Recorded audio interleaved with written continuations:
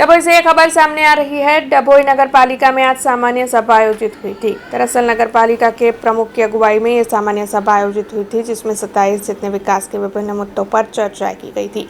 वैसे आपको बता दें कि इन 27 मुद्दों में डभोई शहर तालुका को गर्भवती बनाने के मामले को भी पेश किया गया था, जबकि नगर पालिका की ओर से किराए की मिल्कतों की रकम के मुद्दे को भी इस दौरान चर्चित किया गया था। महुड़ी भागोल के बाहर 15,000 की बस्ती के इलाके में स्कूल न होने के चलते नगर पालिका की 15,000 स्क्वायर फुट जनता नगर के सामने की जगह में स्कूल बनाने के मुद्दे पर भी इस दौरान चर्चा की गई थी, जबकि अंत में नगर पालिका के 2 कर्मचारियों के निधन के चलते सभी ने 2 मिनट का मौन रखकर उन्हें श्रद्धांजलि अर्पित की थी। नगर पालिका में समग्र सभाનું આયોજન કરવામાં આવ્યું હતું, જેમાં 27 જેવા મુદ્દા હતા। 3 મુદ્દા વધારાના હતા। વધુ પડતા તો ભાવ વધારા માટેનો મુદ્દો મુખ્ય હતો। જો ડભોઈને ગર્ભાવતી બનાવવું હોય તો એના માટે થોડો ખર્ચને બી વધુ થાય એવું હોય ભાવ વધારો મૂક્યો છે। જે વર્ષોથી જૂના ભાડે ચાલતા હતા એનો ભાવ વધારા માટે રજૂઆત કરી છે, જેમાં કમિટી બનાવી છે।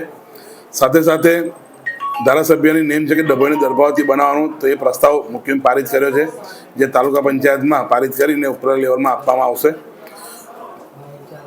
બીજું કે નગરપાલિકાનો વહીવટ વર્ષોથી ચાલે છે। હું નવો આવ્યો છું, પણ મને એવું માલુમ પડ્યું છે કે નગરપાલિકાને કોઈને કોઈ રીતે નુકસાન આપનાથી જ થયું છે, જેના કારણે આ બધો ભાવ વધારો લેવામાં આવ્યો છે। કોઈ સમાજને ધ્યાનમાં રાખીને નહીં, પણ દરેકને અનુકૂળ રહે એ પ્રમાણે ભાવ વધારો કરવાનું નક્કી કર્યું છે અને એમાં કમિટી બનાવી છે।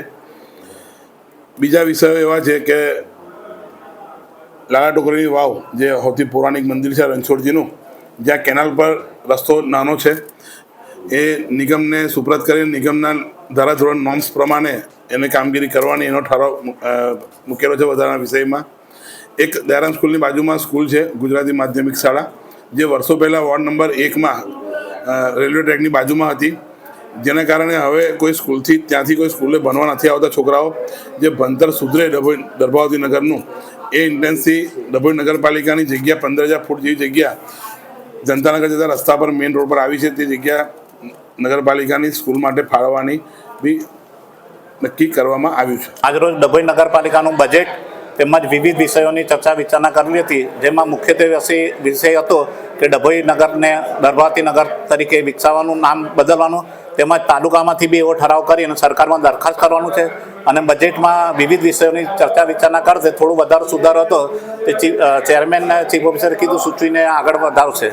અને મુખ્યત્વે વિષય હતો કે મોડી ભાગોળ પેલી બાજુ જે સ્કૂલ નથી અને 15,000 થી 20,000 વસ્તી ધરાવે છે ત્યાંના લોકો, તો તેઓને પેલી બાજુ સ્કૂલ ખોલવાથી ત્યાંના લોકોને રહીશોને લાભ મળશે। अब खबरों से लगातार अपडेट रहना हुआ आसान। BRG न्यूज आपके मोबाइल स्क्रीन पर आज ही BRG न्यूज की mobile app Google play store और ऐप स्टोर से डाउनलोड करें और खबरों से लगातार जुड़े रहें।